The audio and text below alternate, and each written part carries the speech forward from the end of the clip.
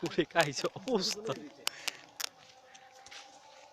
এই দেখেন এই এটা সেই লাগে না এইগুলো মনে না আলার বলে এটা ওই আগুন দিছে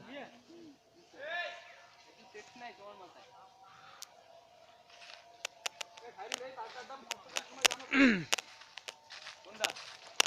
মামা এদিকে আসেন, আপনার বাঁশবাগান নিয়ে কিছু কিছু বলেন। কি বলতে পারি?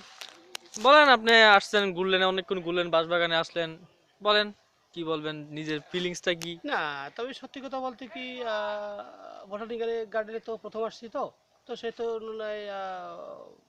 কৃত্রিম হইলেও মোটামুটি ভালোই লাগছে।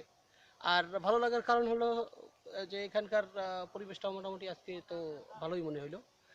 আর এখানকার যে গাছগাছালি, যেমন এখানে বেশ কিছু গাছ দেখতে পারলাম, সেগুন গাছ, অর্জুন গাছ, গামারি গাছ, ভাটপাতা, তারপর এই যে বিভিন্ন জাতের বাঁশ, যেমন এই বাঁশগুলো সচরাচর আমাদের এলাকায় দেখা যায় না, কিন্তু এই বাঁশটা আমাদের এলাকায় অ্যাভেলেবেল আছে। হুম, হ্যাঁ, এই বাঁশটা আমাদের এলাকায় খুব একটা নাই।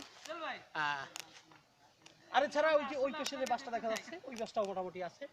আর এই হিজল গাছ, এগুলো তো অ্যাভেলেবেল আমাদের ওখানে আসি থাকি। এবার মেহগনি গাছ,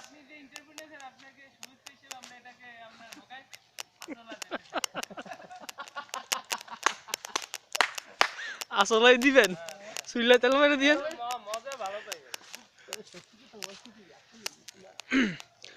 বন্ধু, শেয়ার ইউর এক্সপিরিয়েন্স প্লিজ। ইয়ার আমার কিছু নেই, আমার কোনো কিছু বলার নেই। আমি এখানে অনেকবার আইছি, আমার অনেক এক্সপিরিয়েন্স আছে। So I have no any feelings. Share anyone experience please. না এই যে বললাম না, ফিলিংস তো একটা ফিলিংস শেয়ার করেন। না, কোনো রকম ফিলিংস নাই। যেহেতু আমার লাগে লাগে কোনো লার্কি নেই, লার্কি না থাকলে আমার কোনো ফিলিংস আসে না।